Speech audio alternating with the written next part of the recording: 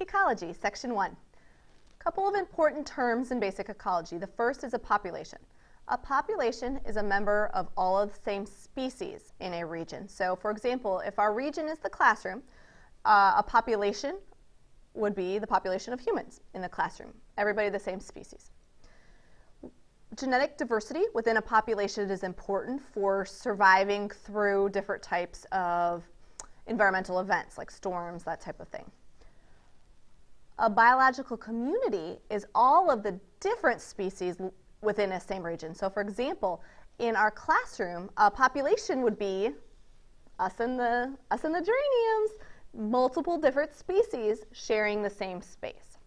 Okay? And then an ecosystem is all of your community plus the abiotic factors, the sunlight, the soil type, that type of thing within one region. That's an ecosystem.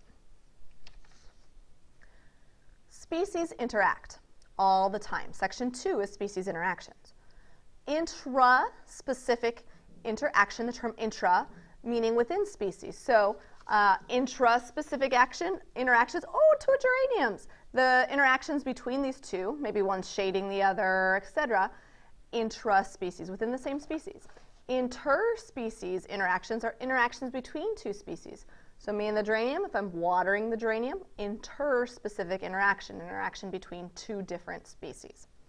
It's really important to look at interactions between species and look at what is the benefit or loss for each species in that interaction and how we really look at our species. So whether there's a positive or a negative effect on each species that interact. Okay. Interspecific competition between species, really has a negative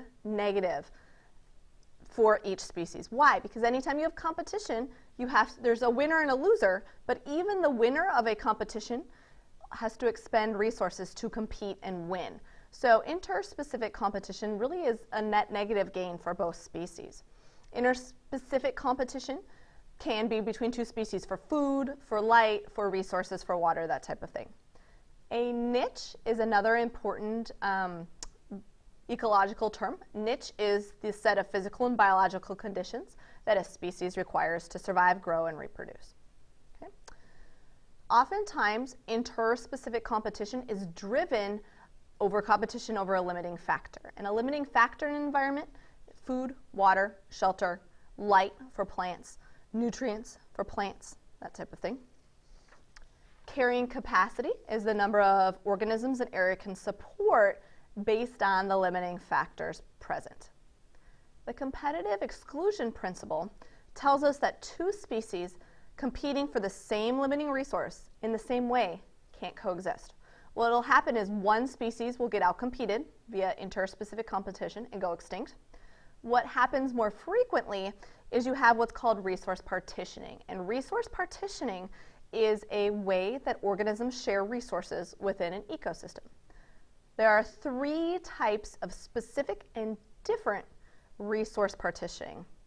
The first is what's called temporal resource partitioning, or resource partitioning based on time use. Classic example, butterflies and moths. They both want nectar, and they have very similar flight mechanisms, so they compete in the same way. However, butterflies are active during the day, and moths are active at night. Temporal resource partitioning. Spatial resource partitioning is our second type of resource partitioning, and in spatial resource partitioning, organisms reduce competition by using different parts of the habitat. Desert plants are very good at spatial resource partitioning. Some desert plants have one very deep taproot that is very narrow but goes down very deep to try to get water. Second type of desert plant has very shallow roots. So the roots are all just along the surface. So they're getting a lot of the water from the surface, but not going into that deep zone. So desert plants are very good at spatially getting water from different parts of the ground. Our last type of resource partitioning is morphological resource partitioning. It's the evolution of differences in body sizes or shape to be able to exploit different resources in the same area. Darwin's Galapagos finch study is a classic example of morphological resource partitioning that you've heard in other science classes before. So Darwin's Galapagos finches evolved different beak structures to feed upon different foods in the Galapagos. Some had very blunt beaks that were very strong to crush nuts and seeds. Some had very pointy beaks to kind of poke at insects. All of those are different ways that those species were able to survive with the limited resources on the Galapagos. Okay. Section 4, consumer resource interactions. A consumer resource interaction always has one positive. The consumer has a positive benefit from the interaction, and the resource that gets eaten has, right, the negative effect on its fitness. And again, guys, remember when we're looking positive or negative effect, it's not like, oh, I feel great from this interaction, positive effect, or I feel bad from this interaction, negative effect. It's the effect on the fitness. And the fitness of an organism is the organism's ability to, first of all, survive, second of all, thrive, like grow, right, and third, reproduce. Okay? So predation is our first consumer resource that we're going to look at. Basically, one organism eats another organism. We can have herbivory, where one organism, like a chipmunk, I'm a chipmunk, eats seeds. So a chipmunk's an herbivore, it eats seeds. We have parasitism, where one organism consumes nutrition or blood from another organism. The goal of a parasite is not to kill off the organism because it wants that continued nutrition or blood or whatever. Think tapeworms. And then we also have keystone species in an ecosystem. And a keystone species is an organism that maintains multiple trophic levels. So it's not just predator-prey, where one organism kills and eats another, but a keystone species will control the level of, for example, herbivores below it, which control the level of vegetation below that. Our classic example of a keystone species that's always given in all the textbook is an otter. An otter in a marine ecosystem will eat sea urchins. The sea urchins feed on kelp forests. Without the otters keeping the sea urchins size under control, the sea urchins will kind of explode in population size, eat all the kelp, and basically break down the whole ecosystem. So keystone species are really important. A lot of times they're top predators. Consumer resource predator-prey interactions will oftentimes drive what's called an evolutionary arms race. Evolutionary arms race may mean, okay, I'm a chipmunk, my jaws are going to get slightly stronger to crack open seeds easier.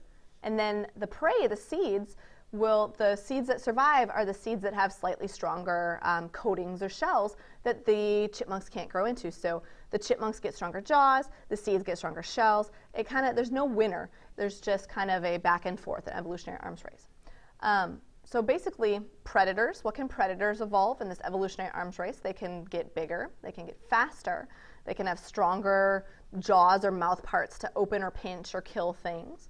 They can also they can evolve more means of detoxifying plant poisons, for example.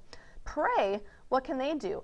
They can evolve better camouflage. They can evolve better speed, bigger to resist the predators, bigger size, thick armor, or more poisons. A lot of times plants are totally at the mercy of herbivores. They can't run away, etc. What can they do? Well, the plants that tend to survive have toxins that make them taste bad or make the organism throw up or whatever.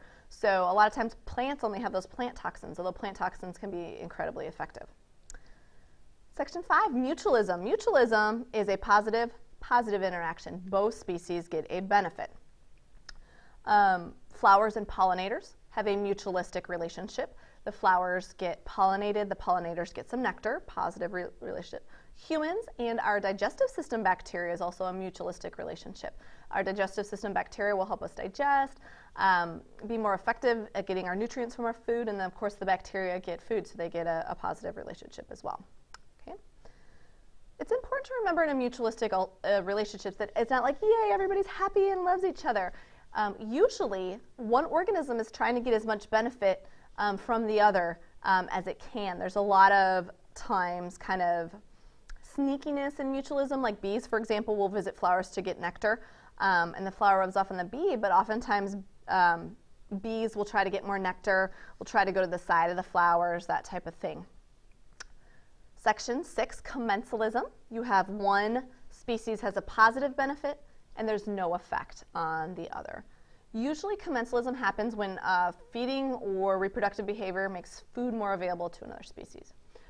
Dung beetles are a really great example of commensalism. An animal will just poo everywhere, and a dung beetle will use the waste to lay eggs and then have the eggs have food. So the animal that's pooing, there's no benefit to it to have the dung beetle, but there's definitely a positive benefit for that dung beetle to have the animal waste to lay its eggs in and have its eggs grown into beetles. And then last but not least, we have section 7, amensalism. It's where you have one organism has a negative impact and another organism has no impact at all. This usually happens with accidental relationships. Think the dinosaurs stepping on things in the jungle. There's no benefit to the dinosaurs, it steps on stuff, but there's definitely a negative impact on an organism that's stepped on. Humans interact with amensalistic relationships all the time when we walk, right? We crush grass, we crush bugs. It doesn't really rock our world in any way to be crushing grass when we step on it with shoes, but it definitely messes up the grass a little bit. Okay, thank you.